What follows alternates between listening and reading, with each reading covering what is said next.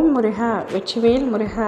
என் அன்பு தங்கமே, காலையில் இருந்து உன்னை ஆசீர்வதிக்கவே உன் அப்பா நான் காத்து கொண்டிருக்கின்றேன். இது என்ன புதிதாக? எப்பொழுதும் நான் தானே ஆசி வாங்க உங்களை தேடி வருவேன். இப்பொழுது எதற்காக நீங்கள் எனக்காக காத்து கொண்டிருக்கிறீர்கள் என்று கேட்கின்றாயா? அனைத்திற்கும் காரணம் உண்டு தங்கமே. காரணம் இல்லாமல் இப்போ அப்பா எதுவுமே செய்ய மாட்டேன். நீ நீண்ட நாட்களாக கேட்ட கோரிக்கை ஒன்று இப்பொழுது இந்த மங்களகரமான தினத்தில் நிறைவேறப் போகின்றது.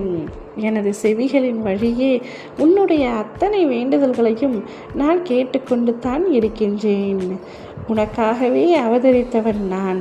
உன்னை அழகுபடுத்தி வாழ்க்கை என்னும் புத்தகத்தில் உன்னை நுழைத்து அதை பக்குவமாக கையாள வந்திருக்கின்றேன்.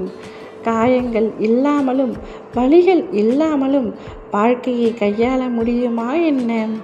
பொறுமை மற்றும் சகிப்புத்தன்மை வேண்டும். அகங்காரம், அகந்தை இவைகளை முதலில் தவிர்க்க வேண்டும். அதன் பிறகு உன்னை எதுவுமே பண்ண முடியாது. உன்னுடைய வாழ்க்கை என்னும் சக்கரத்தில் அனைத்தையும் எதிர்நோக்க சந்திக்க தயாராக இரு தங்கமே. இந்த வாழ்க்கையில் எதுவுமே நிரந்தரமல்ல.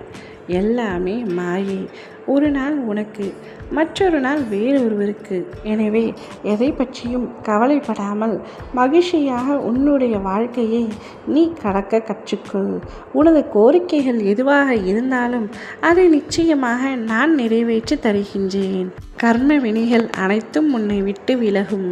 கடன் தொல்லைகள் நீங்கும். வரவேண்டியது நிச்சயம் உன்னிடம் வந்து சேரும்.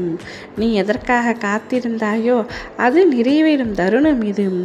நீ விரும்பிய வாழ்க்கையை, விரும்பிய வேலையை, இவை அனைத்தையும் எனது பரிபூரண ஆசீர்வாதத்தாலும் அருளாலும் உனக்கு கிடைக்கப் போகின்றது. நீ உன்னுடைய வாழ்க்கையில் கொடி கட்டி பறக்கப் போகின்றாய். நீ எல்லோருக்கும் எல்லாம் செய்யும் அளவிற்கு உன்னை சிறப்பாக வாழ வைக்கப் போகின்றேன். நான் இருக்கும் பொழுது கடுகளவும் கலங்காதே தங்கமே. உன்னை எவரிடத்திலும் நான் விட்டு கொடுக்க மாட்டேன்.